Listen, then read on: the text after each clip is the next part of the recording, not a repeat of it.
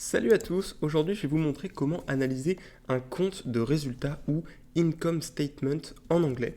C'est l'un des trois documents indispensables pour l'investisseur avec le cash flow statement et le bilan comptable qu'on verra dans une autre vidéo. Ça permet vraiment de suivre comment vont les finances de la boîte. Alors on va faire cette vidéo en deux parties. Une première partie sur ce document Canva, sur lequel j'ai essayé de synthétiser un peu les choses les plus importantes, et une deuxième partie sur cet exemple avec le dernier rapport annuel de Meta, qui donne donc un compte de résultat.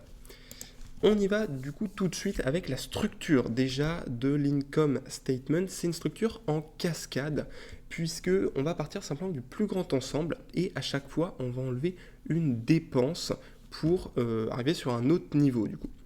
Donc le plus grand ensemble, c'est évidemment le chiffre d'affaires qui correspond simplement à l'ensemble des produits vendus. En anglais, on l'appellera le revenue ou les sales, donc les ventes. À ça, le premier niveau de dépense qu'on enlève, c'est les COGS. Alors COGS, ça veut dire Cost of Good Sales.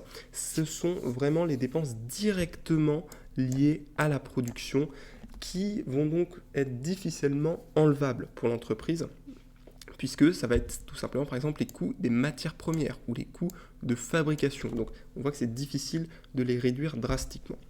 Une fois qu'on les a enlevés, on atterrit sur le bénéfice brut, qu'on appelle en anglais gross profit. Et ensuite, le deuxième niveau de dépense, ce sont les OPEX. OPEX pour Operational Expenses, donc les dépenses opérationnelles. Et là, c'est un ensemble qui va être assez vaste puisqu'il y a plusieurs sous-catégories dedans. Et de manière générale, ce sont des dépenses qui ne sont pas directement impliquées dans le processus de production, mais qui vont être largement nécessaires au bon fonctionnement du business model. Donc elles se décomposent en 4 parties. D'abord, on a les dépenses de selling, donc ça, c'est les dépenses qui sont liées en gros au marketing. Ensuite, deuxième catégorie, on a les dépenses de général et administratif. Donc là, c'est un peu la catégorie fourre-tout. J'aime bien l'appeler comme ça puisque globalement, c'est la catégorie dans laquelle on va retrouver toutes les dépenses qui sont pas directement liées au processus de production, mais qu'on retrouve dans toutes les entreprises. Donc par exemple, les salaires des cadres dirigeants, les dépenses d'assurance, des frais juridiques, etc. On voit que ce n'est pas une dépense indispensable, c'est des dépenses qui sont moins productives en tout cas. Ensuite, autre catégorie de dépenses, on va avoir les dépenses de R&D, la recherche et développement. Donc là, c'est pour l'innovation, la recherche, etc. On peut, dans certains cas, je l'ai mis ici, les considérer comme des dépenses d'investissement pour certaines entreprises du style les entreprises pharmaceutiques qui vont faire énormément de recherche et développement. Et enfin, dernière dépense parmi les OPEX, ce sont les D&A, les dépréciations et amortissements. Donc là, ce n'est pas une vraie dépense, c'est-à-dire que l'entreprise n'a pas sorti de cash, mais elle est quand même considérée comme une dépense dans le compte de résultat, puisque c'est un amortissement donc d'un investissement. Donc ces 4 catégories-là, ça représente les OPEX. Quand on a enlevé toutes ces OPEX, on arrive sur l'operating profit, qui correspond littéralement à la même chose que l'EBIT, et qui est proche de l'EBITDA.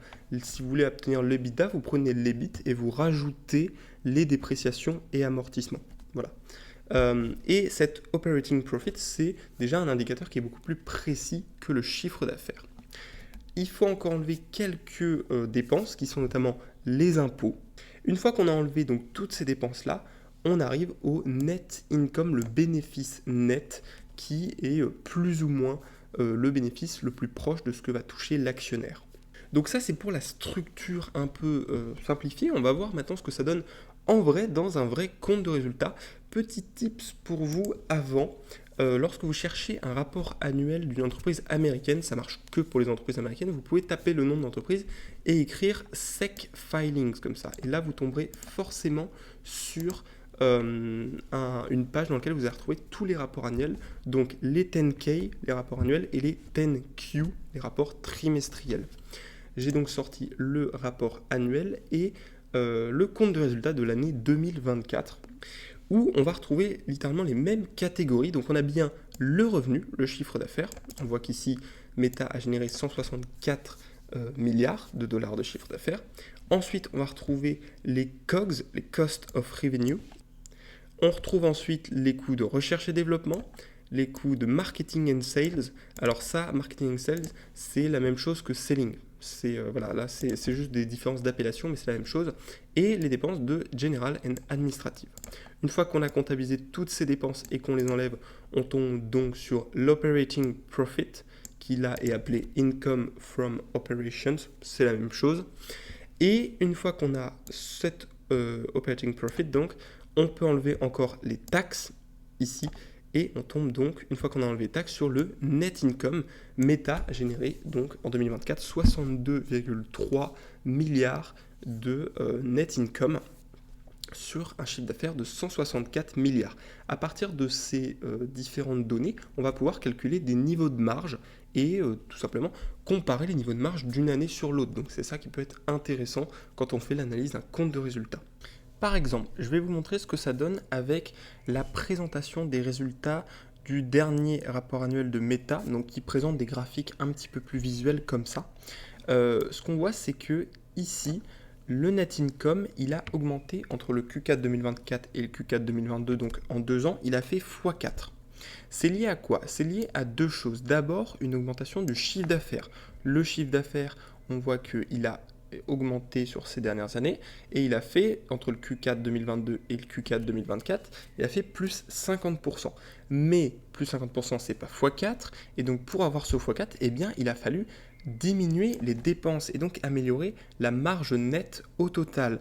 Qu'est-ce que ça donne clairement? Eh bien, ça donne qu'en 2022, quand on prenait toutes les dépenses cumulées, donc les COGS, les coûts de recherche et développement, les coûts de selling et les coûts de général et administratif, on voyait qu'on avait 80% du chiffre d'affaires, donc ça veut dire qu'on avait une marge nette de seulement 20%, alors qu'aujourd'hui, toutes ces dépenses ne représentent plus que 52%, ça veut dire qu'on a une marge nette de 48%.